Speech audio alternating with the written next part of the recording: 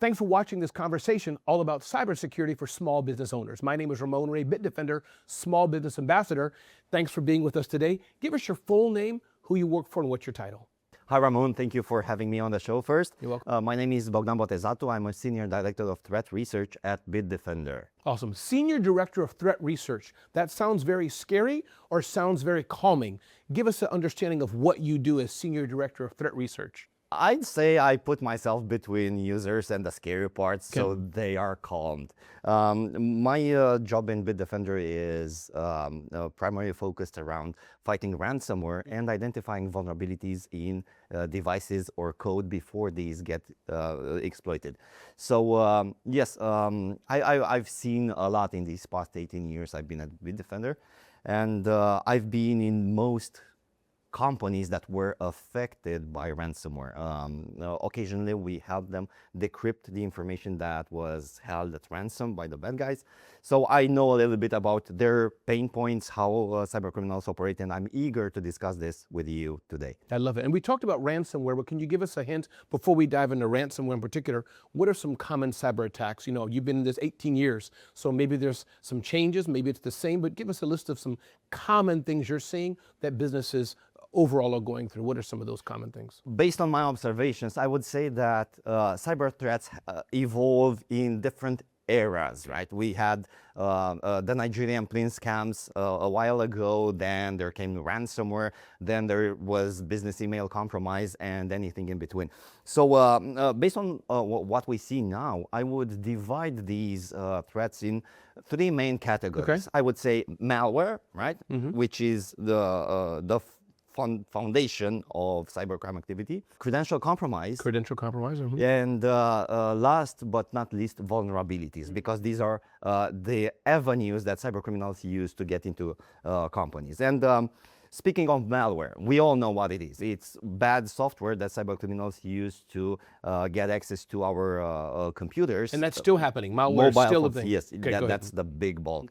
It happens so often that we normally see anywhere between 500 and 5,000 new pieces of malware per minute, right? It's a tremendous amount of malware that's being thrown at victims by the bad guys.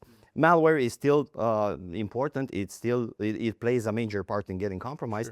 And two of the most commonly encountered families of malware are information stealers that harvest everything that's stored in your browser, and ransomware. This is something that small businesses and large businesses, to some extent, face now. So these are the main threats. In terms of credentials, this is one of the IT's biggest pain points since the 60s when they were introduced. Passwords get leaked out, they get intercepted, they get significantly reused, and this helps cybercriminals compromise accounts. Once they have access to the account, the rest is easy. Why hack into somebody's home when you can steal their key and enter through the front door? Makes sense to me. Yeah. And another thing that's less visible than this is vulnerabilities. Cybercriminals exploit vulnerabilities that naturally live on people's computers, in infrastructure. They leverage exploits in PDF readers, for instance, or in operating systems. And once they are able to exploit that, they get a foothold into the organization. From that on, they can pivot through whatever they find interesting and target the company with what they specialize the best in. Just one question. Is one of the vulnerabilities like a router, admin, password that's the same? Is that equivalent or something different? No, I would say that this falls into the credentials part. Vulnerability is something like if you open up a PDF file, something gets executed because the PDF is rigged and the PDF viewer is vulnerable to this kind of exploitation. And so at the top, list those common cyber attacks again. We talked about three main things. List those one more time. Malware, it's credentials, and vulnerabilities. And they are in separate categories. They intertwine and they waltz together to cause havoc. For instance, look at malware. Once malware is deployed on the victim's computer, it can steal credentials. So we have moved to step 3. After step 2 is completed and the cybercriminal has credentials, they can leverage business email compromise because they have the keys to that inbox that they have targeted. So everything is blended together, and cybercriminals rarely exploit just one of these things. They have a full arsenal. A whole toolbox. Yeah, and they use it freely. And when they aren't that technically savvy, they just outsource one process to a different cybercrime ring. Wow. They talk together, they work together, they collaborate, they exchange intelligence. It's and like a company. Yes, pretty much. Cybercrime is a business, and we should regard it as a business. And stats, because people want to see the perspective. Sure, sure. In 2025, cybercrime cost businesses $9 trillion. If $9 trillion. If it were an economy, it would be the third largest economy after the United States and China. Wow. Wow, that's huge. That's Yes. huge. I want to go back to something you said. Can you walk us through? Give me a scenario. My name is, it's no longer Ramon. My name is Becky. I own a landscaping business. I have 10 employees. Can you take one of those cyber crimes and walk me through what's happening? I'm Becky. Let's say I get an email, whatever scenario you want. I have 10 employees. Maybe I have 22 employees. Some are remote, some are in office. I have vendors, I have customers. Paint me a scenario of what's going wrong, what's happening step by step of how I'm ransomware. Let's use ransomware. Yes. Give me a scenario. I'm Becky. I have my laptop. What happens? 2 things. Let's go for 2 scenarios. Let's do it. The least complicated one and the most sophisticated Let's one. do And it. you choose. Okay. Watch out, this is not a tutorial. Okay. Don't do this at home by yourself. Yeah. Go ahead. Okay. Hacking into people's computers is crime and it's punishable. Yes, but so we understand, meaning Yes. what's going on, what the business owner understands, what's happening. The easiest way is Becky has had her Facebook password compromised sometime. Yes. Okay. And she's reusing that password anywhere else. Email, banking service, right? It's convenient. It's easy for somebody to remember one password and use it anywhere. So Becky has that password. The cyber criminal knows it and attempts to log into Becky's computer remotely. Becky normally uses remote desktop protocol to be able to log in from home when she's not at the office. The cybercriminal tries the password, it works. They have access to the computer, right? They can browse through the files, they can install anything, they can run ransomware on that computer, and that's that. And this is has been a very common scenario during the pandemic. When the COVID epidemic happened, most people left the office. Yep.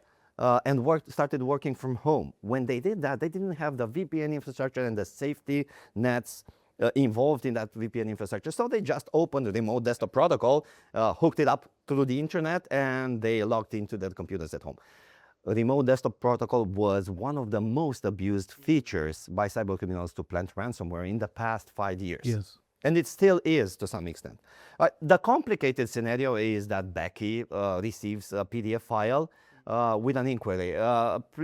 Please offer, I want to hire you for landscaping. Yeah, and as a small business, I'm glad I can be hired. I want to be hired, so I'm going to open it. Go ahead. Yeah. I'm attaching a PDF file with my full requirements. Absolutely. Please give me a price for the job. Becky opens up the PDF file. The PDF file is rigged. It has an info stealer inside it. Bam, when she opens it, the malware executes, steals everything from the browser, including credit card information, which then the cybercriminal uses to drain Becky's account. Yeah, wow. And if that's not his cup of tea, he can use the information, the usernames and passwords stored in Becky's browser to do anything else. Wow. This is disheartening, but I believe there's hope as well when we do this. Ransomware is such a big problem, but I want to understand, what do we do if I get that threat? Somebody calls me, I get a text, I get a DM saying, pay up, we've locked your computer. Fear goes in the heart. What happens, Bob? Well, it's difficult to give advice that works anywhere, because there are levels of threat that are implied by ransomware attacks. But the FBI normally says you shouldn't be paying up because A, you might be funding different other illegal activities beyond ransomware, like maybe terrorism, which makes you an accomplice, and that's pretty bad, right? Secondly, any amount of money that you're sending out to the cyber criminals is an incentive for them to develop better threats, new approaches to target more people, and so on, which pretty much is the whole point of developing ransomware. Once you make money out of that, you want more and more and more. Yeah. It's a business. We normally advise that people back up their data until we find a solution. Normally, we team up with law enforcement, and at the end of a very long investigation, we will be able to hopefully get the decryption keys, which we then package into utilities that people can run on their devices and get their data back. In the past few years, we've built 35 such decryptors for as many families of ransomware, and we helped people save up to $1.6 billion in unpaid ransom. Okay. So it was a double win for Absolutely. us. For the user, they were able to get their information back without paying up, and we help them restore business continuity, which is important. At the same time, we prevented cyber criminals from getting this influx of capital that would help them out with running their business at a different level. And yes, this is unfortunately a long process. Absolutely. It doesn't happen overnight because this is how cryptography works. And well, if you need that data the next day, or if you're at the end of the tax return season and you have to fill in the tax forms for your customers, there's no excuse for that for the IRS. I wouldn't be able to tell you, you know, can you wait for 3 more years? Of course not. Yeah, that's not an option. So most people pay up, and that's why accounting firms, for instance, they have this seasonality. They need to be careful right around tax season comes. Absolutely. Yeah. The first defense layer should be cybersecurity solutions. A good cybersecurity solution will be able to fend most of these threats and will be able to let you focus on what's important to you. You shouldn't be a cybersecurity expert looking at files, analyzing PDF files, and so on. No, you're an accountant, you have to fill in tax forms. Yeah, but I like the fact, Bob, that you gave us hope and that you let us know that we can do solutions such as backing up. And I think one thing, I'm just going to call Bob. If I get a ransomware, I'm just going to call you on your personal cell and have you come to my office and fix it. No, not going to be. We've done that. I have waiting lists for with people who have reported ransomware infections, but I don't have a solution yet. And it happened to me like a couple of times. Yeah. Building up these waiting lists and then mailing people, telling them, hey, good news, you know, it's been 2 years, but we finally have a decryptor for your infection. So if you download this, run it, you'll be able to get your files back. If not, we'll be able to help remotely. No, I love it. And yeah, that feeling is so satisfying. Yeah, no, when you help, for sure. But let's shift gears, Bob. And again, we've talked about some of the attacks that can come, and people could have a little bit of fear in their heart, but I think there's hope. What are some things we can do to prevent that? You mentioned backup, but can you give us a list of things that you say, hey, here's a few things every business owner should do to prevent this in the first place, or if it happens, to be a little more protective? What are some things we can do? I wouldn't start with backing up because that solves half the issue. Sure. The best approach would be to not get infected in the first place. You know, ransomware has a two-way extortion mechanism or three-way extortion mechanism if you're facing the really, really bad guys. So data becoming inaccessible is just one of the many outcomes of ransomware infections. Cyber criminals normally also steal that personal information, which will bring a ton of hurt to companies based in Europe, for instance, which are observing GDPR. Sure, right? yeah. When customer information gets leaked, you'll have to report it to the local authorities, and you risk getting a fine along with the business loss that you're just suffering. So it's adding insult to injury. So if there's an option, don't get infected in the first place. And what are some 3 or 4 or 5 things, even beyond ransomware, some bullet point things that every business, what should we do? What are some basic security? Cybersecurity solutions on all devices, mobile or desktops, it doesn't matter, right? Got it. B, strong security authentication, including complex, unique passwords for individual accounts. with multi-factor authentication, because hackers also target the cloud. Yeah. And if your data lives in the cloud, well, it's still up for grabs, right? And C, basic awareness for all people operating computers. When a company hands the keys to a car to an employee, they make sure that they have a driver's license. They wouldn't hand out the keys to a car to anybody. When they hand out a computer to the same employee, they should make sure that the employee has a basic understanding of cybersecurity. It's an important aspect, because one wrong move can bankrupt the company. Absolutely. Or can expose customer information and ruin the company's reputation.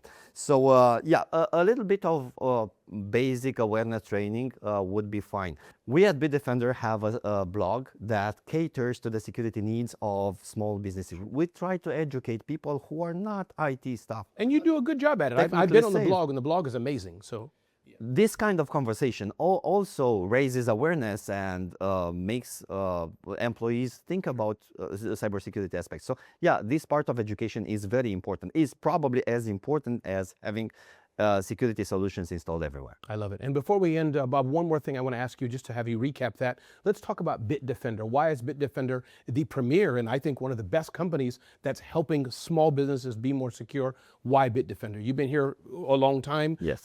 Millions and millions, and so many people use Bitdefender solutions. Why is Bitdefender the best company for cybersecurity solutions? We have great detection technologies. In fact, and I don't want to ring my own bell or something. I'm ringing the bell. Ding, ding, ding, ding, ding. I love Bitdefender. You can ring the bell now. Yeah, our detection capabilities are so good that even our competitors use it. We license several technology stacks to different other cybersecurity vendors for them to be able to identify malware as we do. And this is probably one of the best differentiators. Secondly, we have security solutions that adapt to anywhere between individual user and large data centers. You choose the packaging that you want to deploy in your organization. We have security solutions that are tailored for companies that don't have an IT department, with a simple but very efficient monitoring console that reports the threats to a regular user. We have large dashboards that monitor cloud, virtualization, endpoints, and anything in between for large companies. So we understand that usability and cybersecurity go hand in hand, and that everybody should be able to deploy products that are effective and easy to monitor. I love it. Listen, my name is Ramon Ray, Bitdefender Small Business Ambassador. Thank you so much for watching this amazing conversation.